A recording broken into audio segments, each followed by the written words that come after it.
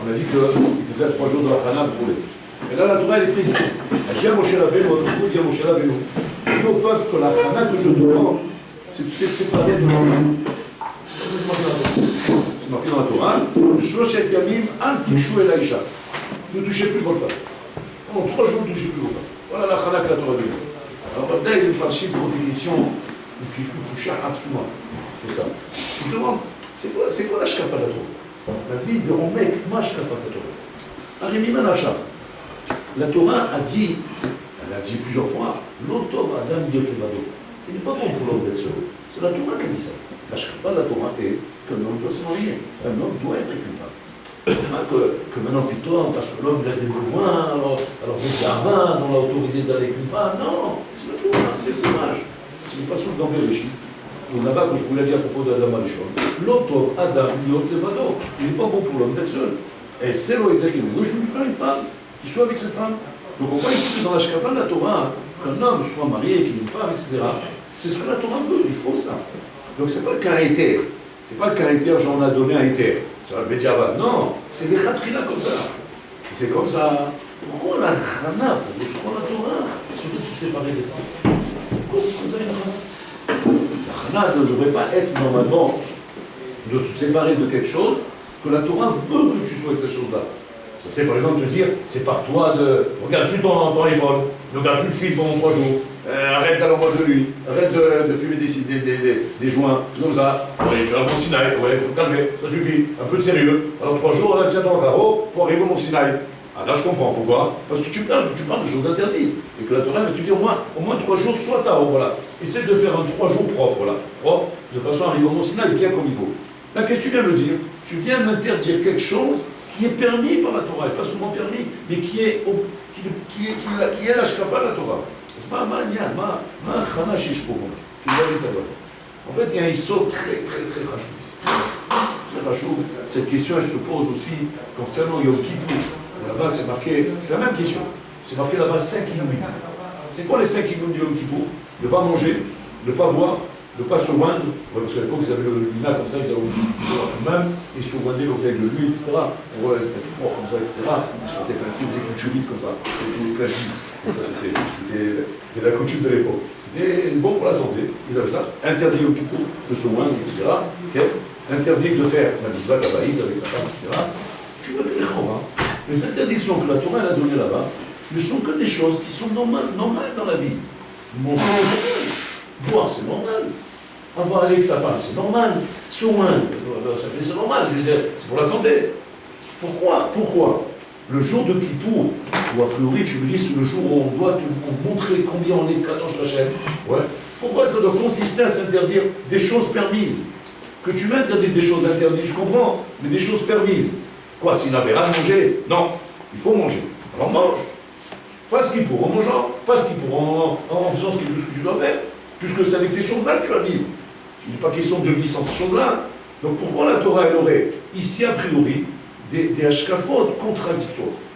D'un côté, l'hashkafa de dire que l'homme doit vivre dans le monde, avec les pieds sur la terre, et en se confrontant et en vivant dans le système, tel qu'il doit être, c'est-à-dire avec une femme, avec de la nourriture, avec des boissons, avec des choses matérielles qui sont ta vie normale. L'homme doit vivre là-dedans.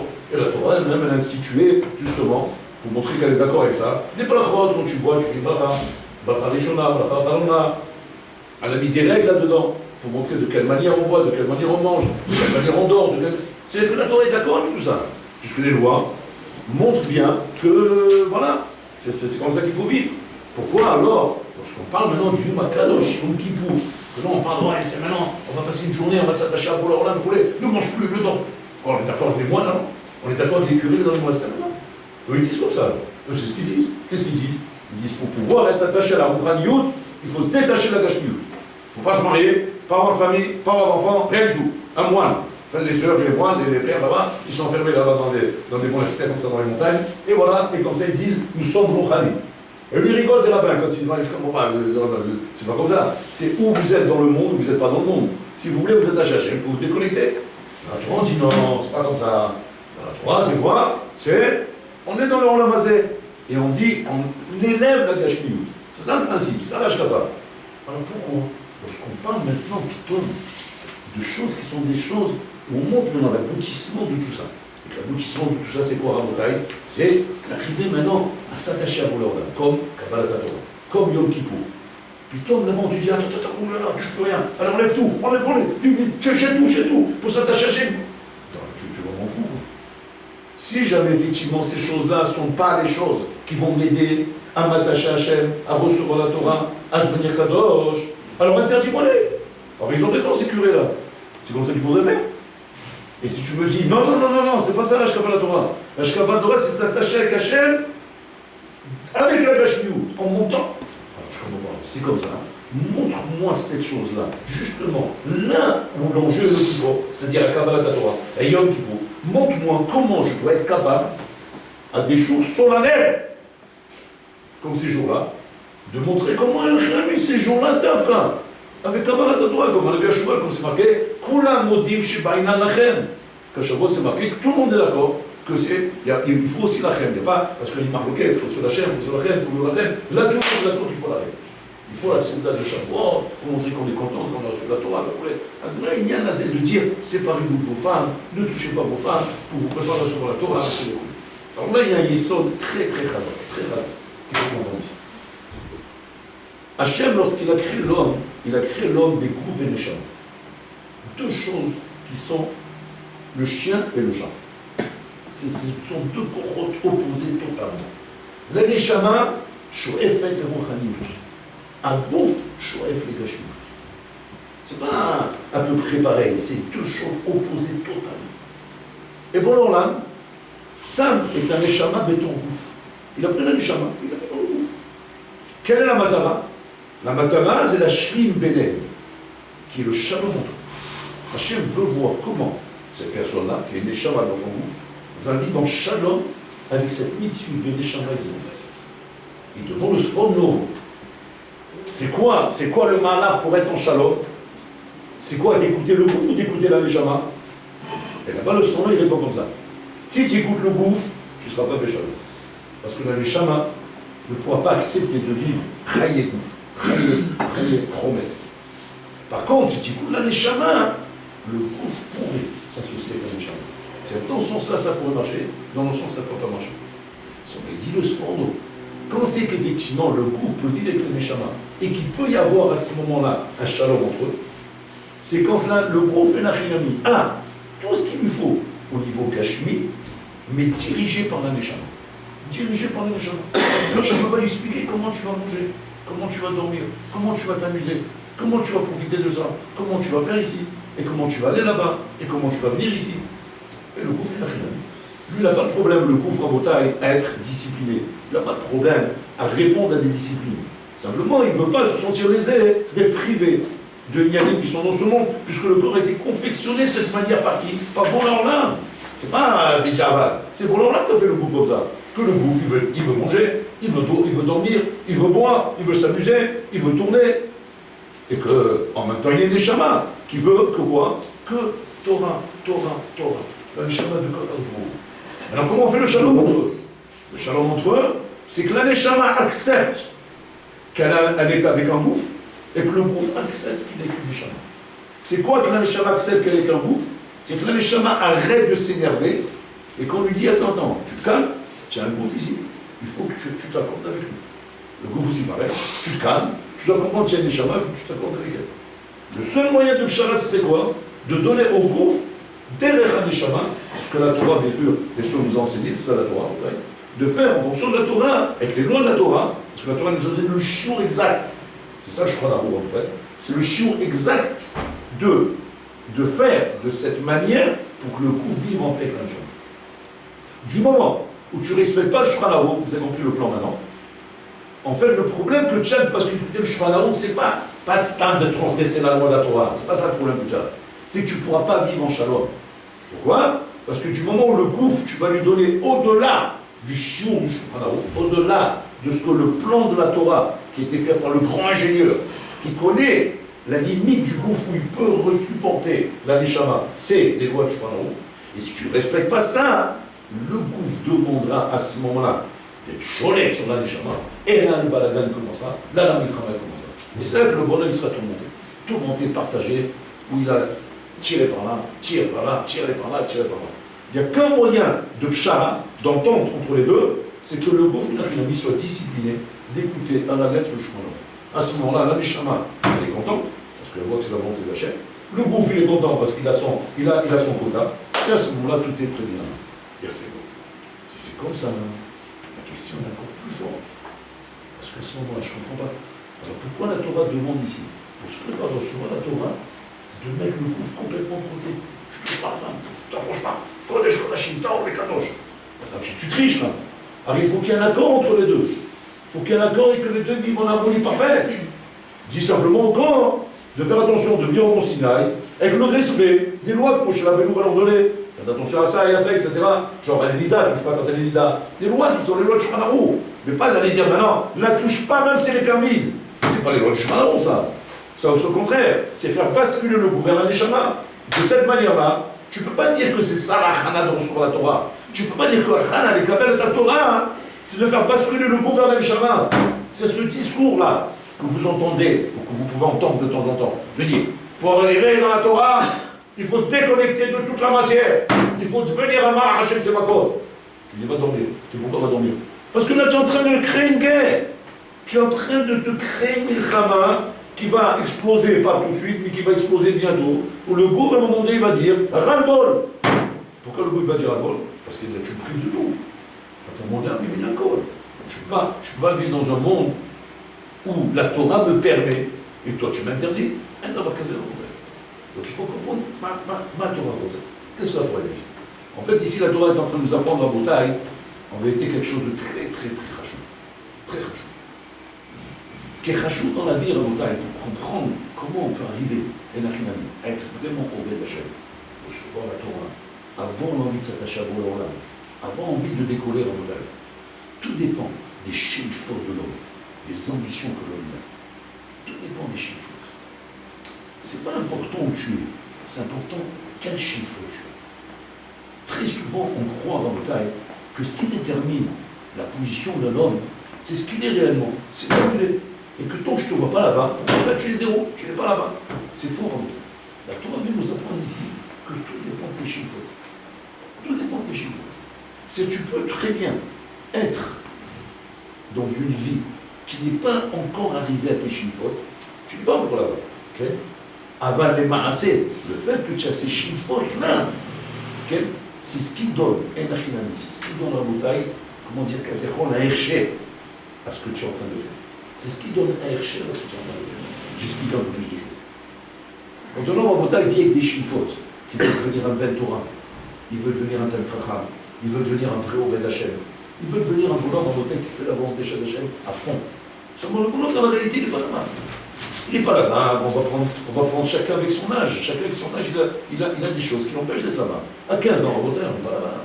À 15 ans, on n'a pas envie de jouer. À 16 ans, ça, 17 ans, c'est les filles. Après, c'est comme ça. Et ça commence. Et chacun en bouteille avec son âge, et avec ses folies. Et comme ça, d'étape en étape. À notre âge, c'est l'argent. Après, c'est la situation. Après, c'est la carrière. Après, c'est les trucs. Ce sont des tachanotes dans la vie, tout ça. Ça, c'est des tachanotes où le bonhomme en bouteille se trouve confronté à des choses qui sont des choses de la vie, des choses de la vie normale.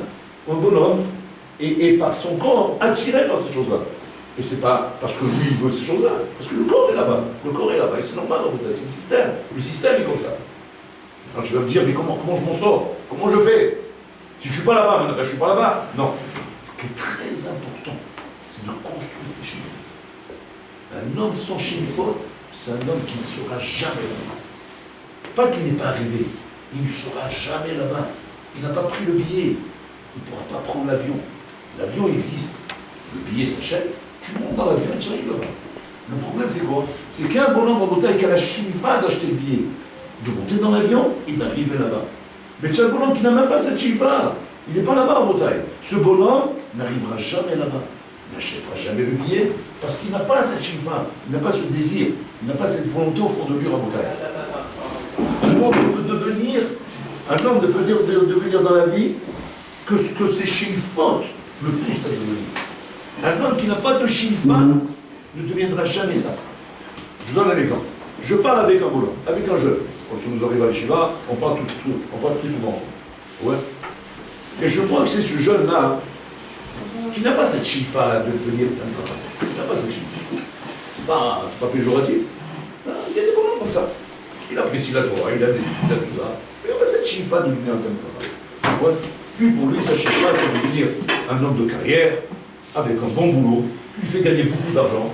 Mais qu'à côté de ça, il respecte ton misot, il n'a pas de problème avec ça. Il veut aller jouer Shabbat, il veut manger cachère, il n'a pas de problème avec ça. Il n'a pas la chifa de devenir un Talmid Chacham. Ça ne lui parle pas. C'est l'homme métabère et l'avant. Le problème n'est pas simplement de ne pas avoir la chifa. Le problème est que si tu n'as pas cette chifa, rien de ce qui peut ressortir des paroles de Chazal qui concerne cette chifa, rien de tout ça ne te parle. Ça ne te concerne plus. Tu t'es déconnecté de cette mission. Cette mission n'existera plus chez toi. Du moment où cette chifa n'existe pas chez toi, cette chose-là n'existe pas chez toi. Il est au Kayemet, c'est qu'il n'y a même pas la Bechira. Cette Bechira, tu ne l'as pas. Ce qui est important dans la vie, c'est d'avoir la Bechira. Ou j'ai le choix. Alors j'ai fait un choix, ok, j'étais à droite, je fais la gauche, j'étais à droite. Mais au moins, tiens le choix. Il y a des fois, en Rabotaï, ça c'est le pire de tout. Tu t'assois avec des bonhommes, tu sens que le bonhomme n'a pas la Bechira. C'est quoi il n'a pas la Bechira?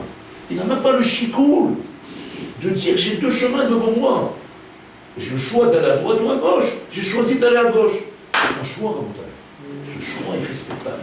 La Torah l'accepte. La Torah accepte le choix d'une personne. Un bonhomme, Rabotaï, qui a le choix de devenir un Talmid Chacham, qui a cette chifa de devenir un Talmid Chacham. Seulement la vie ne lui permet pas pour l'instant. Et que ce bonhomme, pour l'instant, vit une vie qui n'est pas encore cette vie du Talmid Chacham. Mais il a ce choix. Il n'a pas de problème avec ça. Le problème te dirait, Alvaï, que moi, par ça s'arrange. Alvaï, tu tombes du ciel. Et moi, je peux m'asseoir étudier toute la journée. J'ai cette chifa, niveau de Tzenze. Je n'ai pas la possibilité. Donc, je choisis, pour l'instant, un autre chemin. Mais ce chemin n'élimine pas cette chifa que j'ai. Cet homme-là, Rabotaï, est un homme qui vit avec cette chifa. On va expliquer c'est quoi la nafkamina. La nafkamina, elle est immense. C'est pas Stam. Vous allez me dire, ouais, bon, ça paraît bizarre comme là, parce que ça veut dire quoi? Comme un homme, il a des idées dans la tête, il ne vit pas ses idées. Il ne vit pas avec ses idées. Ouais. Alors quoi, ça va changer quelque chose? Manafkamina, que moi je rêve de devenir Gaon de Vina. Mais je ne serai jamais Gaon de Vina. Qu'est-ce que ça va changer dans ma vie? Quand je mange mes patates, oui, on pense en voulant devenir Gaon de Vina. La patate, elle va changer de forme. Ça va devenir quoi? Ça va devenir un Sefer Torah. Ça resterait une patate. J'ai mangé une patate, et voilà, j'ai le ventre gonflé de patate. Et je rentre avec un ventre gonflé de patate, et voilà, je suis une patate. C'est tout. Mais je ne suis pas devenu le grand devina parce que je suis devenu le grand devina. Tant que je ne vis pas comme le grand devina, c'est quoi la nafkamina de ce que je suis en train de dire? La nafkamina, elle est Atsuma. On va expliquer pourquoi c'est vrai. Quand un homme a les chiffres de devenir un Talmid Chacham, de devenir kadosh, de devenir ça, il est chaud à ces choses-là. Pourquoi? Parce qu'il sait que le fait qu'Hachem m'a donné une neshama, ce qu'on dit tous les matins, et le kai neshama shenatatabi teorai, ata nefartami. Tu m'as donné une neshama. Cette neshama est capable effectivement de faire de moi un homme d'un très haut niveau. Seulement, la vie me montrera. La vie me montrera quel est le chemin que je vais prendre. Mais la chifa, j'ai cette volonté-là de vouloir devenir très grand. Qu'est-ce que ça va changer, la vie? Ça va changer que lorsque je serai en confrontation avec la vie matérielle, dans mon travail, dans ma vie de tous les jours, dans mes vacances, dans n'importe quoi, à Rabotaï, ces chiffres seront en vérité ce qui m'amènera à Rabotaï à ne pas faire de ma vie efker, pas rendre ma vie efker. Ma vie peut devenir efker, ma vie peut devenir à Rabotaï une dégringolade. Une dégringolade, comme on voit chez les gens à Rabotaï, qui dégringolent dans nos générations, qui est la génération du Mashiach. On voit les gens dégringoler à Rabotaï. Qu'est-ce qui fait que ces gens dégringolent? C'est quoi? Ces gens n'entendent pas la Torah, n'entendent pas des shiurim. Moi je parle des gens qui entendent des shiurim. Ils entendent de la Torah. Mais pourquoi ils dégringolent? Pourquoi ils tombent? Pourquoi certains tombent et certains ne tombent pas? Certains s'agrippent bien, tiennent bien. Ça ne veut pas dire qu'ils sont au top niveau, ils ne sont pas au top niveau, mais ils tiennent bien. Ils tiennent bien dans leur conviction. Ils ne bougent pas de leur conviction. Et tiens là-dedans, tu vas dégringoler. Et pourtant, ce bonhomme, à un moment donné, il était bien. Il était peut-être même à l'Eshiva. C'est peut-être bon, peut-être l'Eshiva, on les a connus. Ils sont sortis, ils ont dégringolé. Bon, aujourd'hui, je connais les baronniers, peut-être des anciens. Tu les vois, ça fait peur. Donc, il te reste plus rien. Il te reste plus rien de ce que tu as vu l'Eshiva. Je ne sais pas comment ça passe. Je ne peux même pas vous expliquer. Je ne sais pas, d'une à l'autre. Voilà où je suis maintenant. Pas de rien, il n'y a plus rien, plus rien. J'ai rencontré un bonhomme en Bretagne qui avait fait 3 ans de Shiva, je ne vois pas avec ses mains. Il m'a dit, je n'ai plus de filles. Je n'ai plus de filles. C'est pas il venait de temps en temps, il dit, je n'ai plus de filles. Il était mal, le bonhomme, je sentais qu'il était mal. Genre, il voulait être réconforté, etc. Bon, je l'ai aidé un petit peu, j'ai réconforté, mais il m'a dit, je n'ai plus de filles. Il dit, je suis au stade, chaz de shalom, אני כבר כמעט לא שומע שבת. כמעט לא שומע שבת. כמעט עם משתלף. C'est nous, Rayon. 3 ans les Shiva. Ils nous sont passés ces 3 ans. Je ne comprends pas, tu as passé 3 ans, c'était 3 ans, avant. Pendant 3 ans les Shiva. Mettre les films pour toi, c'était pas une birka, c'était normal, c'était pas chouette que les films avant. Si on t'avait parlé à ce moment-là, de dire, tu envisages que peut-être un jour tu auras la birka de pas les mettre, tu diras, c'est shalom. Et non, pas mettre les films, c'est ne pas être juif. C'est bon, je le mettrai toute ma vie. Non, qu'est-ce qui s'est passé? Et là, la Torah nous dévoile quelque chose de très fort. La Torah nous dévoile que la construction d'un homme, quand il passe à la Shiva, bien il se construit au sein d'une kila, quand il est proche d'un rave, etc. Chacun par rapport à l'endroit où il se trouve. Il faut qu'il sache que la construction qu'il faut faire en priorité à Rabotai, c'est la construction de la Shiva. Construction de l'ambition. C'est que j'ambitionne d'atteindre le Hémet dans son absolu. J'ambitionne. Comme, je vous donne un exemple banal de la vie, vous allez tous me comprendre pourquoi je parle. J'ai un bonhomme qui est sorti dans les affaires. Ouais. Je te dis tout de suite, pas pour vous décourager, mais c'est une règle connue en Bretagne. Les hommes d'affaires te le diront tous. Si tu n'ambitionnes pas de devenir milliardaire, on change de métier.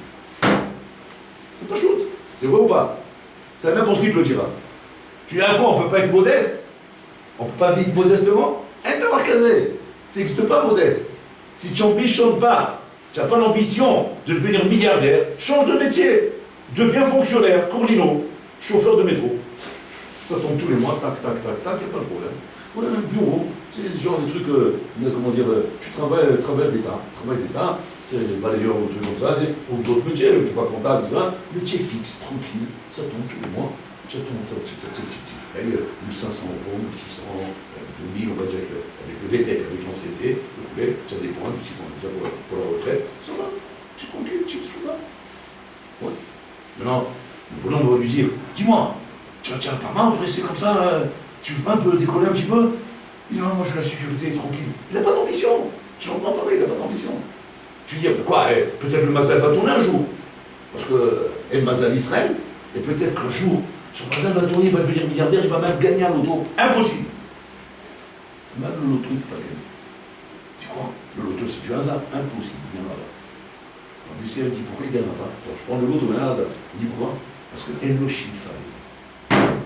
Parade. Il dit, Rav Dessler, un bonhomme qui a gagné à l'auto, même si le bonhomme Rabotai, c'était un fonctionnaire qui balayait les rues, il a gagné parce qu'il avait la Shifa de devenir milliardaire. C'est un fou. Tout le monde rigolait de lui quand il parlait comme ça. Il balayait les rues, mais il disait, il faut que je devienne milliardaire, je ne peux pas rester comme ça. Et tout le monde rigolait de lui parce qu'il voyait ce balayer. Habibi, on ne devient pas milliardaire, on continue à balayer les rues. Il fait un hold-up, je ne sais pas, pas une banque, comme ça, mais tu ne peux pas rester milliardaire.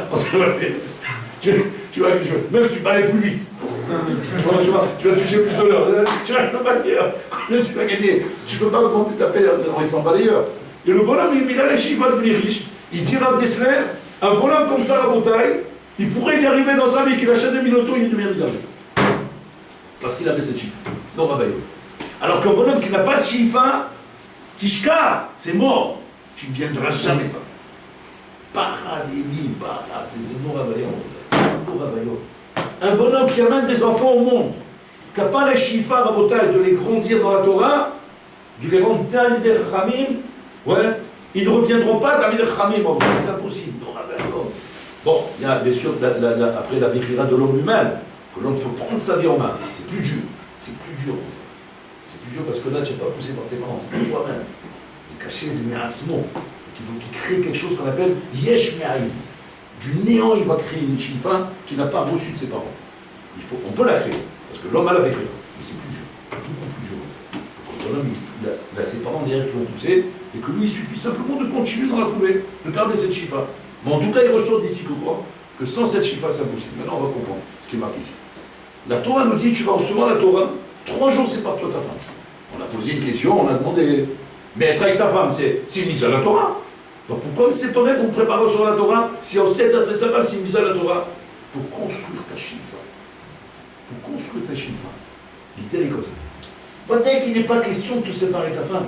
Tu dois vivre avec ta femme. Mais tu dois vivre avec ta femme avec des ambitions de Kedusha. Et pour te construire cette ambition de Kedusha, la Torah parsème, dans plusieurs endroits dans la Torah, des zones comme ça d'ambition. Ils sont séparés ici. Yom Kippour, mange pas, bois pas, frère, comporte-toi comme un malach hachalet. Je vais rester comme ça toute l'année? Non, un seul jour.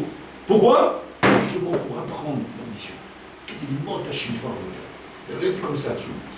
Le jour de Kippour, on te fait passer par les 5 Inouïm qui sont en Rabotaï, malach hachalet. C'est marqué, on est comme des malach, on est au niveau de malach hachalet.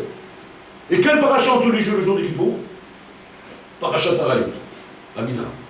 Voilà, Mincha, on est déjà au top niveau, on est presque avant la Nihila, donc c'est-à-dire qu'on est déjà des malachas chalets. Si tu peux voir avec tes yeux, tu verrais des anges en train de voler dans la salle. Ouais. On n'est plus là, on n'est plus là. Le monde dehors et dedans, il n'est plus le même. Quand un bonhomme, il a bien passé Kippour. Je ne pense pas qu'il a passé son temps à venir et blaguer, faire des blagues pour voir le temps passer. On parle vraiment qu'il est là. Puis toi, on sort le Sefer Torah, et dans le Sefer Torah, on se met à lire quelque chose de bizarre. On lit dans le Sefer Torah, attention, tu ne dois pas aller avec ta belle-mère. Il ne faut pas aller avec ta vache. C'est pas bien. C'est abominable. Il ne faut pas aller avec ta chatte ou ton chat. Il ne faut pas violer ton chien. Il ne faut pas violer ta nièce. Attends, tu es fatigué ou quoi? Attends, je ne suis pas là-bas, moi. Moi, je ne suis pas là-bas, moi, je suis dans l'espace. Je suis un malach hachalet, tu comprends? À la rigueur, dis-moi la paracha de Kedoshim Tiou. Kedusha. Tara. Je m'accroche à Bola Olam. Dvikout. C'est un Oren Sof. Voilà ce qu'il fallait dire à Mira, Yom Kippour. Qu'est-ce qu'il m'a dit? La paracha des voyous. Ça, c'est pas là-bas qu'il faut lire ça, il faut lire ça pourri, ou je sais pas, pendant que je suis un peu malheureux, tu me dis un truc comme ça, tu dis attention, tu sais, l'alcool, il peut t'amener à ça, fais attention, tu bois l'alcool parce que ça va dans ta chair, attention, hein, attention, va pas violer ta belle-mère. Attends, tu exagères. On boit, on sait jamais, hein, des fois, je sais pas. Bon, ça je comprends. Tu me dis ça à Pourim, je lui dis bon, il me dit ça parce qu'effectivement on boit du vin, donc il faut se calmer. Bon, je comprends. Mais Kippour, je suis pas là. Je bois pas, je mange pas, je dors pas. Ouais, parce que je dors pas. Je suis constamment en train de prier du matin au soir. Je suis dans la douche avec si tu parles de ça. De l'envoi le essor dans mon cas. Si tu veux ne pas arriver à des choses pareilles, pas forcément arriver des points, mais que ça ne passe même pas à l'esprit. Si tu veux ne pas avoir de marche à votre vie, ouais, faut qu'il y ait des chiffres. C'est les chiffres qui te protègent en vie. Quel chiffre? De Kippour. Pour se protéger de ça, il faut des chiffres de Kippour. Vous vous rendez compte de quoi on parle? Yosef Hatzadik, Rabotai. S'il n'avait pas les chiffres de Yaakov Avinu, il serait tombé avec la femme de Potiphar. C'est signé, Rabotai. C'est pas une avamina, c'est une maskana. C'est signé. Qu'est-ce qui lui a permis à Yosef Hatzadik de ne pas tomber? C'est marqué là-bas. Il a vu le visage de son père. Attends, on est dans un film de science-fiction, là. Plutôt, le visage de son père, il a paru. Oh, la Torah, c'est du chat. La Torah, c'est pas de la science-fiction, Walt Disney, il est arrivé comme ça, il lance par la fenêtre, dans la réalité. Dans la réalité, maintenant, il a une femme qui est en train de lui faire la peau. Elle est en train d'exciter le bonhomme. Il est tout jeune. Il est beau gosse. Ouais, ça sert de sabotage, c'est gaucher comme ça, bien. Ouais. La femme, elle est en train de faire des avances, elle est en train d'exciter. Il tombe. C'est chose qui arrive, hein. Le pauvre, qu'est-ce qu'il fasse? Il est séparé de son père, séparé de sa famille. En Égypte, en montagne. Un pays Parouz, c'est pas Paris. Parouz, la chambre Parouz. Complètement Parouz, en montagne. Il est en Égypte, comme Hachem Alaïm, Parouz, la chambre Priya, découvert. C'est la débandade de la découverte. Ouais. Il a une femme ici, en train de s'exciter. Elle changeait de tenue toutes les minutes. Et le parfum, il Et elle le rendait fou. Elle le rendait fou à Yosef. Elle a attendu un jour, il n'y a plus personne à la maison. Yosef, il est là à la maison. Ça y est, c'est le jour. Mettez-vous à sa place. C'était pas un cheval ou un bourrigot. C'est une belle femme. C'était des belles femmes d'Égypte. C'est celle qui t'excite. C'est le petit gentil. Mais si toi, tiens, tu sais, genre un dos dans la Torah, tu vois, très, très religieux, c'est une grosse pure, comme ça. C'est une grosse barre, comme ça, c'est tout débriefé. Tu vois, c'est une grosse table comme ça. Tu lui mets un truc comme ça, mais il danse le rock. Tu veux quoi? Le bonhomme, tu fais trier à ta mitzvah. Il n'y a plus de mort, il n'y a plus de mort, il n'y a plus rien. Oh, l'homme, c'est un homme. Adam, c'est Adam. La Torah, elle rigole pas avec ça, on ne plaisante pas.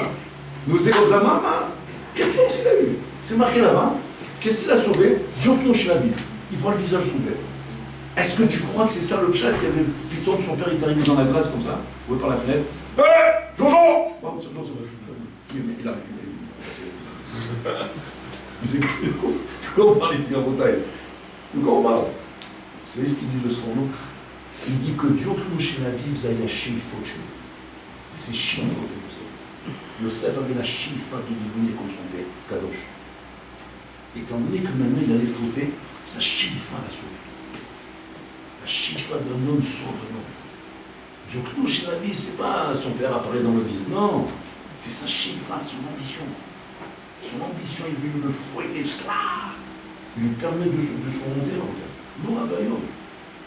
Non, Rabbayom, comme un homme se demande comment ça se fait que ma Bechira est là? Comment ça se fait que, honnêtement, je me vois quand je suis en pleine Azmanie, je sens que ma Bechira est très basse. Je me sens un voyou. Pourtant, je suis à Yeshiva, mais honnêtement, il y a des voyous, ils sont en bête, je dis la vérité. Quand je suis en pleine Azmanie, je suis un voyou. Qu'est-ce que je fais pour là? Donnez-moi des conseils. Et comment je fais pour calmer ce voyou qui est en moi? La réponse, elle est simple. Il faut des chiffres. Il faut construire des chiffres. Chiffres, ça ne veut pas dire que tu es là-bas. Ça ne veut pas dire que tu dois être ça. Tu n'es pas là-bas. Tu n'es pas le Khatam Sofer, tu n'es pas le Baba Saleh, tu n'es rien de tout ça. Mais tu dois avoir les chiffres de devenir Baba Saleh. Même si tu ne l'es pas, et peut-être tu ne le sauras jamais. Mais c'est ça qui va t'aider avec toi-même. Une fois, Rafrakim, il nous attrapait les Shiva. Il faisait toujours ça avec le Shiva Aleph. Shiva Aleph, la première année, elle est où? Au bout de quelques semaines, il rentrait dans le Shiva. Comme ça, il est rentré comme ça, devant Shiva Aleph. Toujours, il faisait ça tous les ans. Après, on a compris. Il dit comme ça, il rentrait comme ça, il regardait tout le monde, il dit non. Kenle, c'est Biladim. Comme ça, ils appellent Biladim. Tu parles, il a connu le Rafes Faï, bien sûr qu'on est comme ça devant lui. Kindele. Ma chiffre, c'est quoi le chiffre? Il nous demande la question. Bon, on ne se préparait pas à ce genre de questions, les chiffres. Qu'est-ce que le me répond? C'est pas bon. Chiffre, dis-moi, peut-être lire le Grand Rabbin de France, je pense. Le Grand Rabbin de Toulouse, ou Carcassonne. C'est pas mal, oh, c'est bien. Bah, il y a bien un début à tout, non? Commence d'abord comme ça. Peut-être, je ne sais pas, devenir secrétaire de l'Aïchiva, donc ça on est proche de vous, pour c'est le permettre de faire du chibouche. On va lui dire, si c'est comme ça, premier vos valises et rentrez chez vous. Il nous a tués. Il tuait plus les Chihuahuas. Tous les ans, c'était la même chose. Il tuait plus. Il nous a un plaisir quand on est des Chihuahuas de rien dire aux Chihuahuas pour qu'ils se fassent éclater. On a vu, c'était notre kiff. On était jeunes, on était début. On aimait voir comment les volants, on les voyait sortir de la salle, ils étaient laissés la tête comme fait un concombre. Il avait la tête ronde, il sortait, il s'est allongé la tête. Il leur disait, si c'est comme ça, rentrez chez vous à la maison. Le Shiva vous apportera rien. Moi, je suis venu pour construire ici. Pour construire, il faut les chiffres. Il nous expliquer c'est quoi les chiffres. Il dit, si tu es ici, avec la chiffre de devenir, quand c'est que mes maassim vont devenir comme Abraham, Israël et Jacob. Si chez toi, ça ne commence pas dans ta tête, qu'un juif, c'est une créature à part. C'est un phénomène. Un juif, c'est pas comme un goy.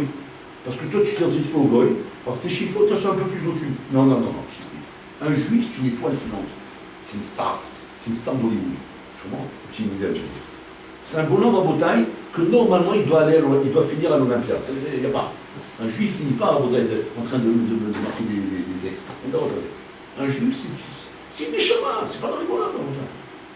Pour ça, les Chacham disent Chayav Adam Lomar Matay Guillaume Masai. Mais c'est Chayav. Mais c'est Chayav. Voilà, mais je ne connais pas, moi. Tu dois arriver à ça. Et ça ne doit pas être étranger dans ta tête. Dans ta tête, ça doit être que tu parles. Ça doit parler, ce truc-là. Pourquoi? Parce que si ça ne parle pas, ça veut dire que tu t'es dégradé. Ça veut dire que tu t'es assimilé, mon coco. Tu es devenu un cas, tu es devenu un Lyonnais. Tu es devenu un Parigot. Tu es devenu un Marseillais. Voilà.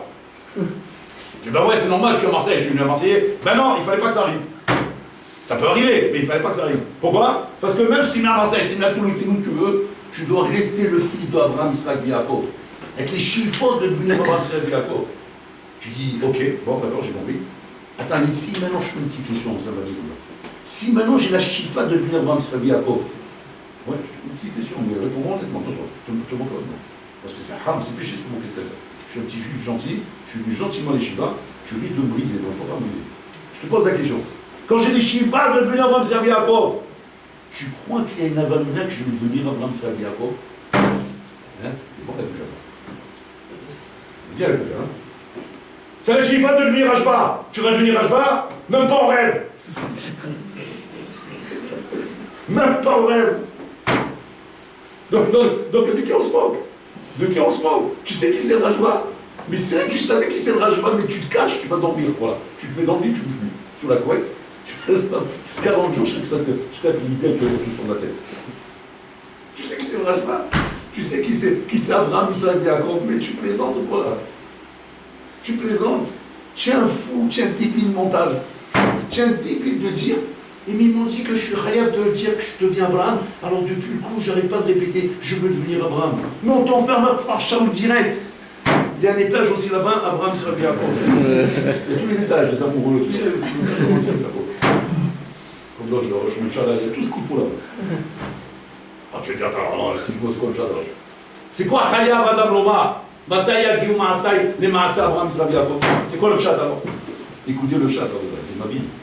Le chat, c'est qu'en fait, pour arriver au maximum de toi-même, il faut que tu aies cette chiffre. Mais le but, c'est de toi-même. Hachem, il a un tornit avec toi. Si Hachem voulait deux Abraham, il n'aurait créé que d'Abraham. Hachem ne veut pas deux Abraham. Hachem, il veut Abraham, il veut Doudou. Doudou de 2016. Oui, 2016, Doudou. Attends, mais Doudou quoi? Attends, tu vas dire quoi? Et Doudou, ben, Doudou Abraham, ça n'a rien à voir. Doudou, c'est aussi important pour que je vois qu'Abraham.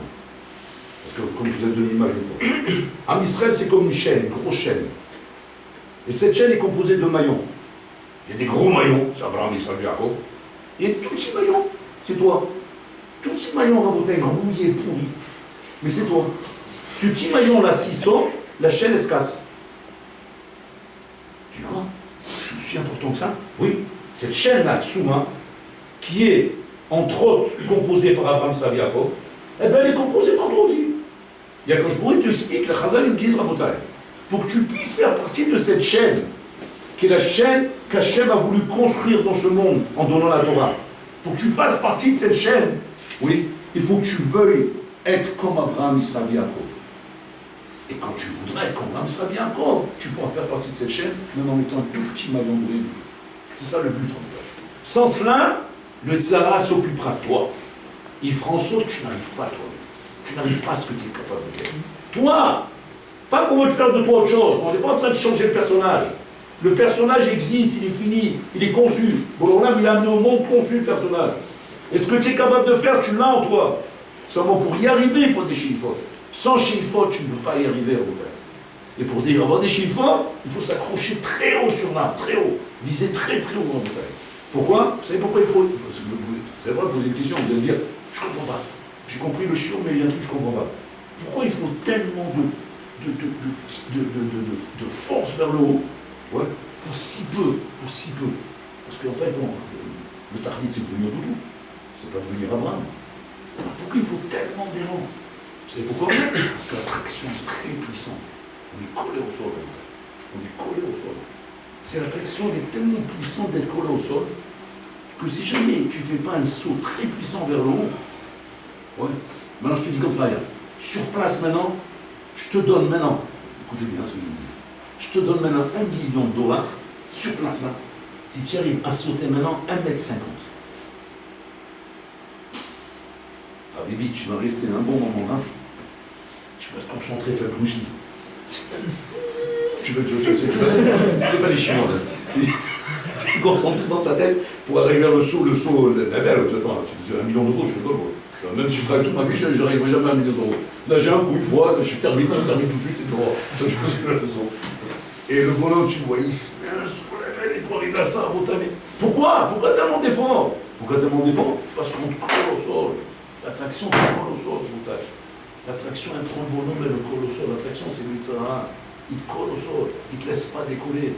Il te met sans arrêt, il te bombarde de spécotes, de doutes, de problèmes, et l'argent, et l'avenir, et la carrière, et les trucs, et comment tu vas faire là, et comment tu vas payer, et après toi, et tu vas une maison, comment tu payes, après tu payes, et comment tu vas payer là-bas, et comment tu vas en vacances, et comment tu vas, et ta femme, et les trucs, il faut l'habiller, alors les habits, alors comment tu payes les habits, et après le téléphone, comment tu payes les téléphones. Il te bombarde, il est nitré, et toi tu viens. אנחנו אוהבים אותך, אנחנו מאמינים, ביטחון מלא. כן, la facture, le téléphone, Comment je fais, comment il arrive, Rabotai? Comment il peut arriver avec un tel harcèlement? On est harcelé, Rabotai, c'est pas des petites attaques gentilles, on est ça, il va doucement, avec le plus beau, un petit coup, allez toi même. C'est pas ça, on dit, il vient avec la hache. Tu comprends fou. Mais il est en train de se magrer pour se reconnaître. Oui, quand j'ai avancé à Rabotai, et après dans l'autre sens, c'est 4 morceaux comme ça. Mais tu regardes, comment tu vas avancer avec un truc pareil? Comment tu vas arriver à tenir le coup, Rabotai? C'est pour ça qu'Hashemou, il a donné une Torah aussi puissante, aussi nitzrite, aussi puissante qu'elle est, Rabotai. On n'imagine pas la puissance qu'Hachem a mis dans le monde pour pouvoir tenir devant cette abstraction et cet harcèlement qu'il y a dans le monde, Rabotai. Tout ça pourquoi? Pour arriver à devenir toi-même. Toi-même. C'est ça le truc. Il n'est pas question que tu deviennes le Khatam Sofer ou le Rajva ou le Rebbe Kivet. Il n'est pas question de ça. Bon, on a dit j'en ai un Khatam Sofer. Celui-là, la pièce, elle est finie et je l'ai mis de côté. Maintenant, j'attends ta pièce à toi. Et pour devenir cette pièce, il faut que tu sois avec ces chiffres là. Et quand même ta Torah, il faut cette achana de désirer la Kedusha, de désirer la Tahara, etc. Désirer. Pas vivre comme ça. Vivre comme ça, tu ne vis pas comme ça. La Torah ne veut pas que tu vis comme ça. La Torah veut que tu vis le pied sur terre. Elle veut que tu vis une vie normale.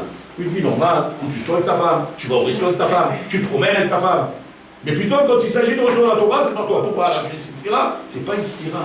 Là, je parle de tes chiffres. Les chiffres qu'il faut tuer pour arriver à la bataille à un stade pareil à la bataille. C'est ça le lien à la bataille. Un bonhomme, il peut pas à la bataille, comment dire, excusez-moi, je suis un peu cru à la bataille, mais on est dans un dos, si on n'est pas cru, on n'avance pas. C'est comme ça, c'est pas content, c'est même plus. Le tzara à bataille, il faut savoir une chose. C'est un voyou. C'est un voyou. Il n'est pas de gang, il n'a pas de riche bonne, et parce que tu vas rude, parce que tu vas blanche, ou tu as des périodes, tu ne l'impressionnes pas, lui, ça. Lui, il a travaillé avec les cocaïnes, tu commences les poids lourds. Il s'est battu avec Abraham, ça, avec Jacob. Donc quand il voit un petit millier comme toi, tu dis, je suis religieux, j'ai une grosse kippa, je t'impressionne ou pas? Lui, il prend comme une poussière. Il s'est battu contre des poids lourds, les ça. Tu rigoles, tu ne peux pas l'impressionner avec ça, la bataille. L'autre, il vient à la bataille, maintenant, on lui dit quoi? Tu vas te marier, tu vas fonder un couple. Il a fait mal. Donc, c'est quoi le but de fonder un couple? Pourquoi on se marie à Bataille? Alors, voilà, il dit, on se marie pour avoir une femme. D'accord. Tu n'es plus à la page. Monte sur Facebook, tu vas comprendre qu'on n'a pas besoin de se marier pour avoir une femme. C'est déclassé, quoi. Donc, explique-moi un autre chat. Un peu plus élaboré. Donc, pourquoi on se marie? Si c'est pas pour avoir une femme, alors pourquoi on se marie? Parce que pour avoir une femme, tu n'as pas besoin de te marier. Au contraire, sans te marier, tu en auras 10. Tu es plus gagnant de ne pas te marier. Alors dis-moi pourquoi tu te maries. Tu vas me répondre quoi? Une réponse, tu passes la vitesse. Là, pour avoir des enfants, ça tu n'as rien compris. Tu n'as pas besoin de te marier pour avoir des enfants, tu peux te mettre ça pour s'en marier. Là, Mohamed, il prend 15, 14 là comme ça, il amène 50 000 enfants, il touche des payes mieux que le président de la République. Tu sais pas travailler, tu es fatigué du cerveau, tu sais pas travailler, tu ne sais pas travailler. Alors je te pose la question, pourquoi tu te maries? Il ne sait pas. Il se marie, mais il ne sait pas pourquoi. Et la Torah te dit pourquoi il faut se marier. La Torah dit pourquoi? Parce qu'il s'agit de construire à la montagne un baït, une maison, où la Shrina va être là-bas. C'est que la maison à la montagne du couple, c'est une maison où la Shrina va être là-bas. C'est ce qu'on dit par là, Binyan Ardea, une maison de Shrina à la montagne. Et pour que la maison à la montagne soit une maison de la Shrina, il faut que tu apprennes comment on vit avec une femme, comment on la respecte, qu'est-ce qu'on fait avec elle, et comment on amène des méchaments dans ce monde à la montagne. Un bonhomme, il est parti, il a vu Rambo à la télévision. Ouais. Après, il va avec sa femme. Il est sorti à Bataille là-bas. Ouais. Le voyou du quartier. Après, il se demande, je comprends pas. On a tout fait. On avait l'école juive. J'ai mis des professeurs. Je comprends pas pourquoi il est méchant. Pourquoi il est méchant? Elle dit, même quand je l'ai conçu, tu as du Rambo. Ta conception, c'était Rambo que tu construis. C'est moi, toi, tu rêvais d'avoir le Grand de Vilna. Alors, je t'explique. On ne peut pas avoir le Grand de Vilna après un film de Rambo et on est allé en sa femme. Oui, Je dis, comment on fait? Comme la Gemara a dit. La Gemara, qu'est-ce qu'il dit à Boutaï? Rabbi Yochanan, il se mettait à la porte du mikvé pour que les femmes, quand elles sortaient du mikvé, elles le voyaient. Elles voyaient Rabbi Yochanan. Et Rabbi Yochanan, quand il était âgé, il se mettait là-bas pour étudier. Il dit, les femmes, elles nous inquiètent à la vie. Pour qu'elles aient une chifa des galoutes. Et amener des enfants de Chine. Tu ne peux pas, voilà, après un film, des choses, des bêtises qu'on compte dans ce monde, avoir des chiffres, avoir des enfants d'un niveau pareil, pour pouvoir sortir à Bretagne du système écrasant, du système qui te harcèle. Tu es obligé à Bretagne de voler haut, de chercher haut. Ça, c'est la toile.